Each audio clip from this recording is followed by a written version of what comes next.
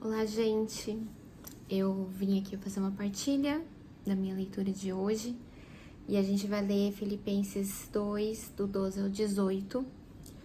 E aqui na minha anotação eu coloquei que Deus está sempre agindo em vocês para que obedeçam à vontade dele, tanto no pensamento como nas ações. E assim, Paulo aconselha a gente fazer tudo sem queixas ou discussões. E o que acontece assim, Deus, ele sempre tá, por mais que a gente ache que não, por mais que a gente ache que a gente tá fazendo as nossas coisas por nós mesmos, Deus está agindo em nós. Ele está agindo por nós, na medida em que nós o procuramos e estamos em sua presença. E a cada vez que a gente tem essa entrega com Deus, mais Ele fala com a gente e age na gente na nossa vida. E quantas vezes, né, que a gente não fala assim, poxa, eu queria tanto tal coisa, eu queria tanto isso, eu queria tanto aquilo, faz várias orações, faz um propósito, faz novena, e aquilo não se realiza na nossa vida. E depois de alguns anos, depois de algum tempo, a gente vê que ainda bem que não se realizou aquele negócio, ainda bem, porque Deus reservou uma coisa muito melhor para mim. A gente, nessa perspectiva, onde a gente sabe que precisa de Deus, precisa que Ele esteja a todo momento conosco, mas para isso a gente precisa estar em comunhão com Ele, e para isso que serve a oração. A oração, ela não é pra gente ficar pedindo. A gente pode pedir, mas esse não é o fundamento da oração, né? O fundamento da oração é a gente estar em comunhão com Deus. Estar em comunhão com Ele a ponto de, quando Ele manifestar a vontade dele na nossa vida, a gente entender isso como um aprendizado, uma bênção, um caminho pelo qual a gente tem que percorrer para que a gente alcance o nosso propósito aqui nesse mundo. É esse o fundamento da oração. E a gente só tem esse entendimento na medida em que a gente começa a fazer a oração, a fazer a entrega do nosso dia, do nosso tempo, a busca a Deus. E o que acontece é que, aqui nesse versículo, ele diz que Deus está sempre agindo em vocês para que obedeçam à vontade dele, tanto no pensamento como nas ações. Na medida em que a gente tem comunhão com Deus, mais Ele vai agindo na nossa vida e levando a gente para bons caminhos. Como está no Salmo 26, que diz num versículo, guia-me por um caminho seguro. E no final, confie no Senhor, tenha fé e coragem, confie em Deus, o Senhor. O caminho seguro, quantas vezes também a gente não percorre caminhos onde são um caminho torturoso. A gente vê que as coisas não andam, as coisas estão travadas na nossa vida. E por que tá assim? Porque provavelmente não é o melhor caminho para você. Porque quando é o melhor caminho para você, ainda que você caminhe por um terreno não bom, cheio de obstáculos, este caminho te traz aprendizado. Quando a gente vai por caminhos que não traz aprendizado, só é tortura, só é angústia, só é tribulação, provavelmente você está indo contra o caminho que Deus travou para sua vida, que seria o bom, perfeito, agradável para você. Você está indo pelos seus pensamentos, pelas suas palavras, pelas suas ações, sem estar em comunhão com Deus, e aí passando perrengue, né? Tem uma coisa que eu gosto de pensar, que eu ouvi num lugar uma vez. Deus, Ele é rei, Ele é soberano.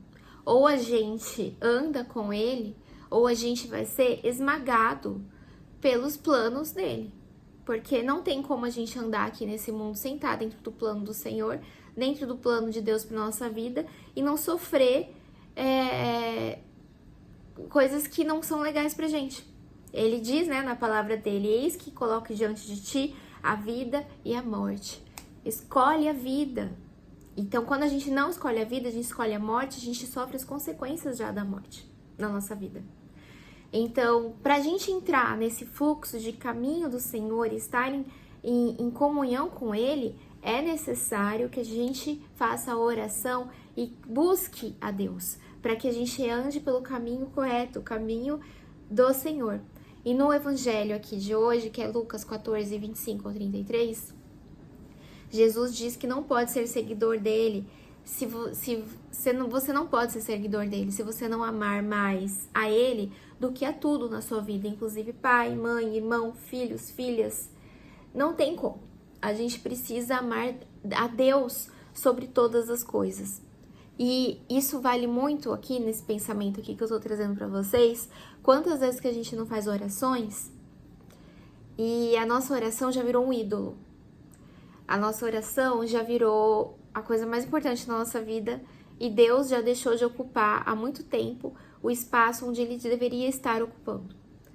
E quando a gente faz a oração no Pai Nosso, né, que a gente diz que seja feita a vossa vontade, a gente não entrega o nosso coração. A gente fica esperando, não, que seja feita a minha vontade, que seja feita a minha vontade. A gente não entrega o nosso coração. E a gente entrega as coisas para Deus, entrega os nossos pedidos a Deus, mas a todo momento precisa ter essa concepção, essa noção de que Deus vai ouvir sua oração e Ele vai prover o melhor para você. E você vai entender isso e vai estar em contentamento com a vontade de Deus para sua vida, mesmo se a vontade dele não bater com a sua oração, na medida em que você tem comunhão com Ele. E para ter comunhão com Ele, a gente precisa fazer oração. Para ter comunhão com Ele, através dessa oração diária, de todo dia, essa construção de relacionamento e intimidade que a gente tem com Deus, a gente vai morrendo um pouco mais para as coisas daqui e vivendo mais para as coisas do reino de Deus. A gente só vai ter olhos para o reino de Deus e foco para o reino de Deus, as coisas de Deus na nossa vida, na medida em que a gente se entregar todos os dias um pouco mais para Deus através da oração, da súplica, da ação de graças, na medida em que a gente recorrer a Ele a todo momento e saber que Ele é o Senhor da nossa vida. E nessa construção, que é o alicerce que a gente faz para o nosso castelo interior, a gente vai morrendo um pouco mais para nós e olhando mais para o reino de Deus. E essa foi a partilha de hoje que eu queria passar para vocês, que a gente perceba e tome cuidado com os ídolos do nosso coração, que são formados, muitas vezes, nas orações que a gente faz para Deus, e com tamanha vontade de que coisas aconteçam na nossa vida, que aquilo se torna um ídolo. E se tornar um ídolo e sair, a gente parar de ficar frustrado porque aquilo não se realiza, a gente pode acabar sendo esmagados pelos nossos próprios ídolos. E Deus, Ele vai quebrar cada ídolo nosso até que o nosso coração esteja totalmente voltado para Ele. Foi essa a partilha de hoje e até o próximo vídeo.